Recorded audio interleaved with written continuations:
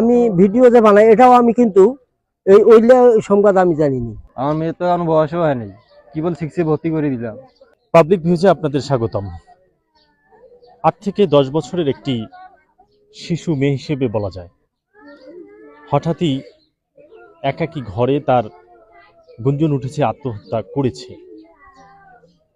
কেন আত্মহত্যা করেছে এ বিষয়ে আমরা জানার চেষ্টা করেছি, কিন্তু কোনোভাবেই কেউই বলতে পারে না।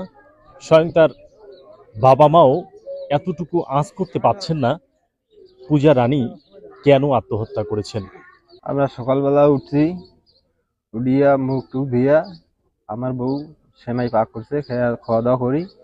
আমার ছেলেটাকে ডাক দিছে, ছেলেটা উঠছে, আমরা খাওয়া দাওয়া করি। আমার মেয়েও খাইছে।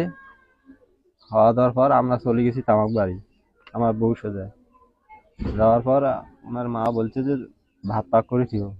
চলো ভাত পাক করবো, আর মাছ পাক করে পাবো না। বলছে ঠিক আছে, মাছ পাক করে না ভালে ভাত পাক করে দিব, আমি আসি মাছ পাক করবো। তাছাড়া কোনো কাজই খেলাঙ্কার কিছু নেই।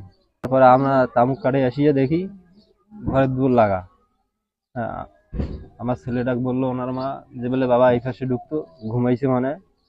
তো আমার ছেলেটাকে ওই পাশে ঢুকিয়ে দিয়া দেখে যে আমার ছেলেটা সিকিয়ে উঠলো, বলছে মা দিদি না আইয়া এই কথা বলছে। ওদিক দিয়ে যা দুয়ারটা খুলি দিয়া আমি যা ঘর ঢুকছি, ঘর যা দেখি এই অবস্থা। হ্যাঁ ওর না, হ্যাঁ আমার মেয়ে তো এখন বয়সও হয়নি, কেবল 6 ভর্তি করে দিলাম। এখন তো আমি আসি দেখি এইরকম, এখন কি বলবো আমি।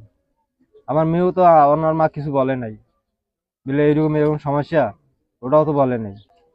আমার মেয়ে, আমার ছেলে, আমার একটা নাতিনি আছে, ও আর আমার ভাতিজি আছে। হ্যাঁ একসাথে। আমি ভিডিও যে বানাই এটাও আমি কিন্তু এই ওইলা সংবাদ আমি জানিনি যে এরা ভিডিও করে কি টুকটাক করে। সেই মেয়ে মাঝে মাঝে ভিডিও বানাতেন, টিকটক করতেন, এলাকাবাসী এমনটাই বলছে, কিন্তু কখনই অনুমান করছেন না সেই টিকটক বানানোর আড়ালে অনুশীলন জাতীয় যদি কিছু করেও থাকে সেটিও তার মাধ্যমে সম্ভব নয়। কিভাবে সম্ভব পূজা রানীর এই আত্মহত্যার ঘটনা? এই ধরনের তো কথাবার্তা যদি শোনা গেলে যে এটা এই কাজ করছে এই কাজ করছে, অবশ্য আমার নলেজে দিলে, কিন্তু এটা এটা নিয়ে হ্যাঁ না, আমি ওই মেয়েটা যে কি কারণে করলে এটাও কিন্তু আমি কোয়ার পাবো না যে কোনো পারিবারিক কোনো ভেজাল নাই, বুঝছেন। আর ওগুলো নিয়ে কোনো ভিডিও নিয়ে উল্লেখ কোনো নেই। ওগুলো